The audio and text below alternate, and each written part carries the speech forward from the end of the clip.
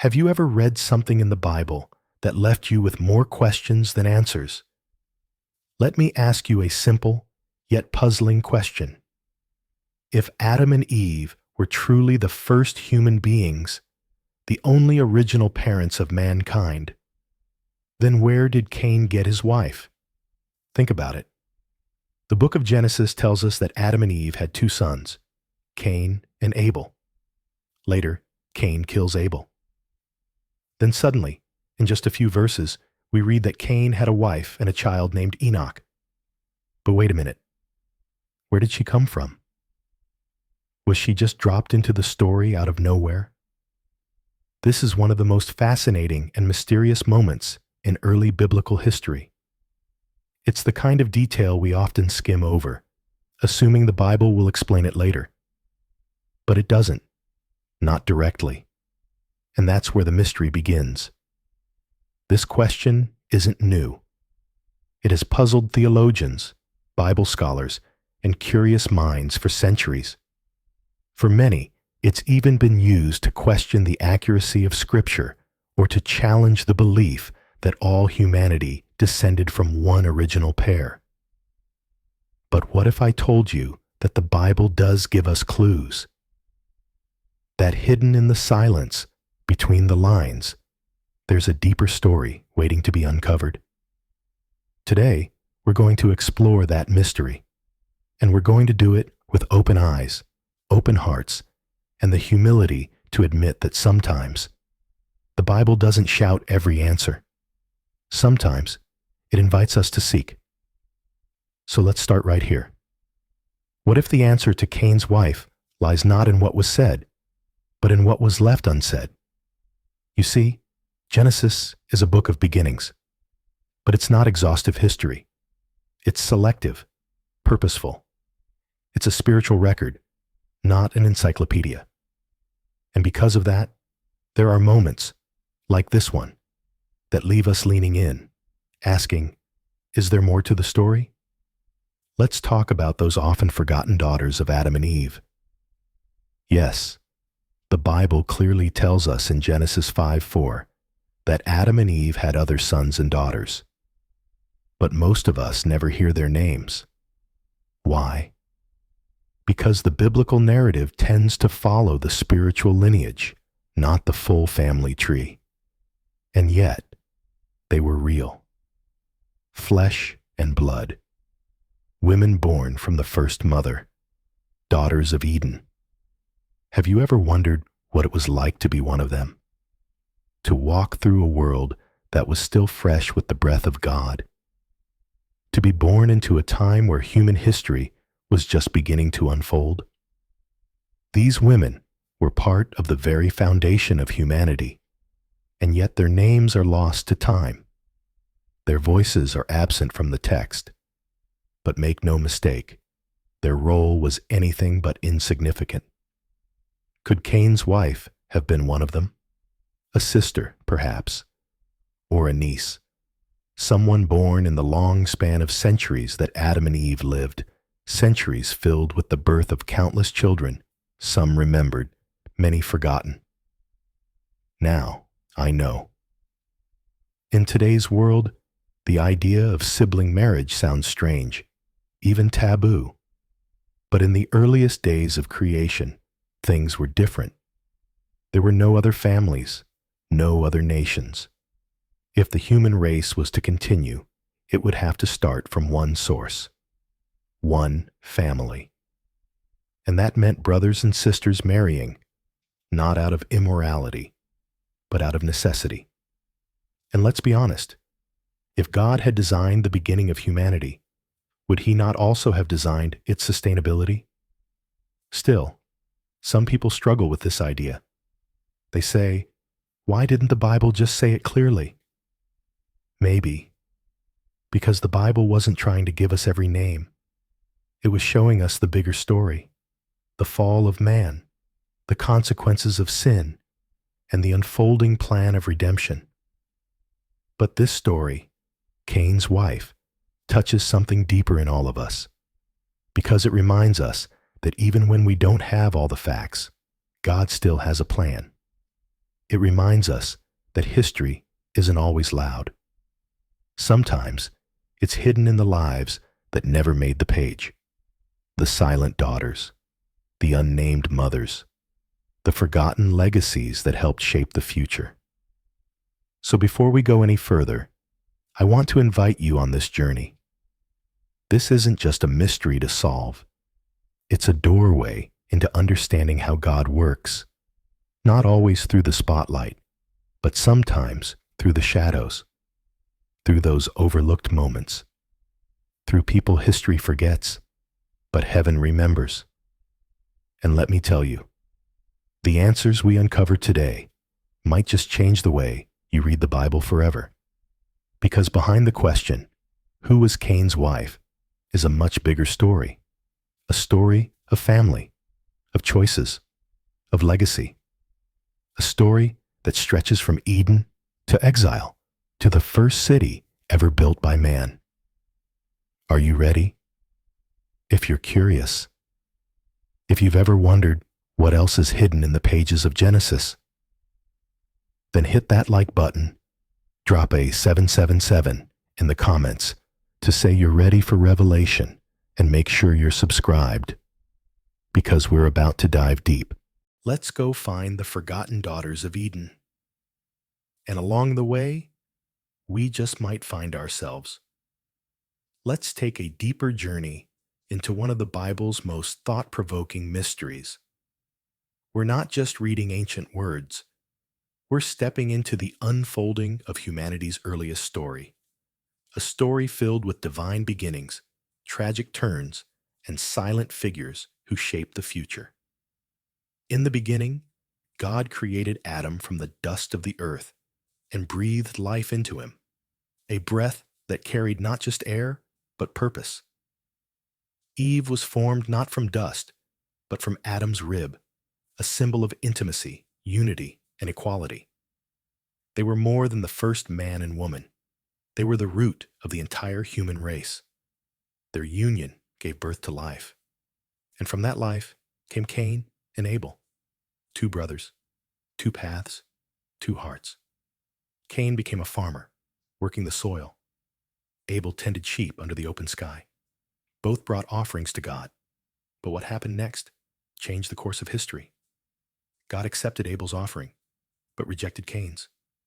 Why? It wasn't the gift. It was the heart behind it. Abel gave his first and best. Cain gave something, perhaps leftovers. And when God looked upon their offerings, he saw the posture of their hearts. Instead of reflecting and repenting, Cain became consumed with jealousy. His rage turned to action. He invited Abel to the field, and there, away from witnesses, he spilled his brother's blood onto the ground.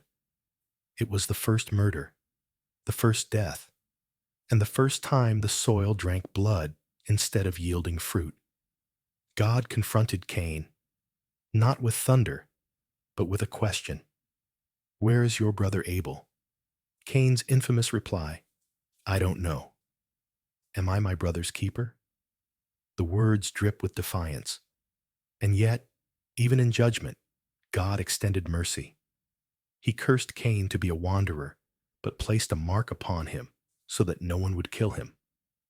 Divine justice, paired with divine protection, a paradox that reflects the very heart of God. Then, in Genesis 4:17, we're told something that seems to leap over logic. Cain knew his wife, and she conceived and bore Enoch. Wait, what? Cain had a wife. But where did she come from? If Adam and Eve were the first humans, and Cain had murdered his only mentioned brother, who was this mysterious woman?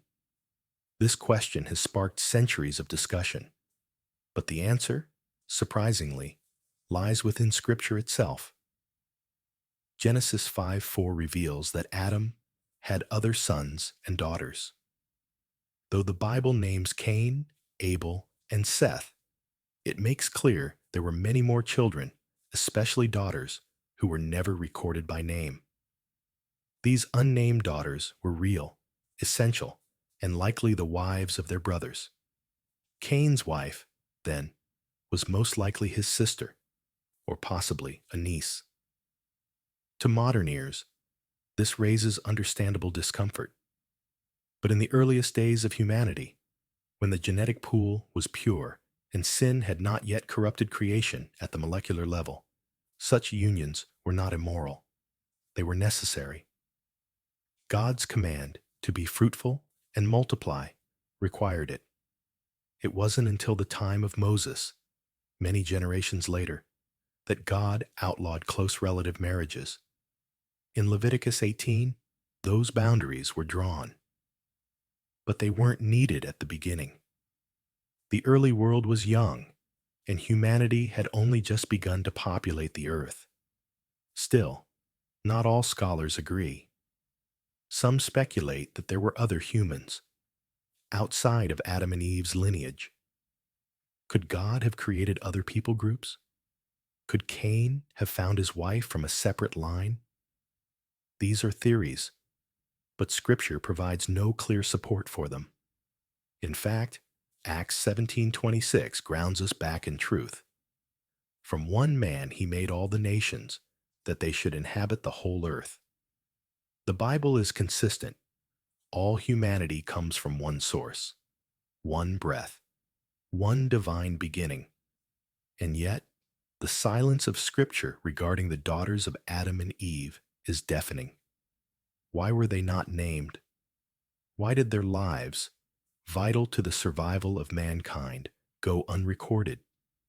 Perhaps it's because the Bible focuses not on every name, but on the redemptive line, the spiritual genealogy that would one day lead to Noah, Abraham, David, and ultimately Jesus.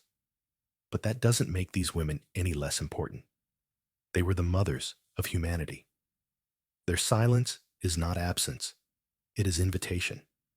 An invitation to remember that history is shaped as much by the unnamed as it is by the remembered.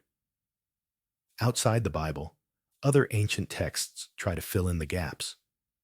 The Book of Jubilees, though not canonical, names Cain's wife as Awan and Seth's wife as Azurah. It even suggests that Azurah was first intended to marry Abel, but after his death, she became Seth's wife. Whether we accept those names or not, they reflect something powerful: the longing to honor those who were forgotten, the women who built homes, bore children, and passed on the faith, even when their names were not written. There's also something remarkable about the long lives of those early generations. Adam lived 930 years. Methuselah lived 969. Seth lived 912. These weren't exaggerations. They reflected a world closer to perfection, a creation less affected by disease, decay, and environmental ruin. DNA was untouched. The atmosphere was different. God's Spirit was near. But after the flood, everything changed. Noah lived 950 years, but his descendants lived shorter lives. Abraham, 175 years. Moses, 120 years. And in Genesis 6, God declared, "My spirit shall not strive with man forever. His days shall be 120 years." Lifespans shrank as sin spread, as the world fractured. It was no longer about how long you lived, but how you lived. So as we return to the question, who was Cain's wife? We find something deeper than a name. We find a reflection of God's design, of family, of brokenness and mercy. We remember that sometimes the people who shape history the most are those never written into the record. Cain's wife, Seth's wife, Adam and Eve's daughters, all part of the plan, all part of the promise. And without them, none of us would be here today. So don't dismiss the quiet figures in your own story. Maybe you feel forgotten, overlooked, like your name isn't known. But God sees, God remembers, and God uses the unnamed to shape eternity. So now, after walking through Scripture, tradition, mystery, and generations lost to time, we come back to that single ancient question. Who was Cain's wife? And maybe, just maybe, we've realized it's not really about her name. It's about the story, the silent legacy of those who never got a spotlight, but carried the weight of a new world on their shoulders. The daughters of Adam and Eve, the unnamed sisters and mothers, the bridges between exile and legacy.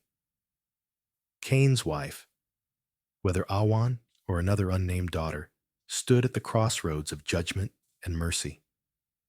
She became part of a redemptive thread that, though quiet, ran through the heart of humanity's story.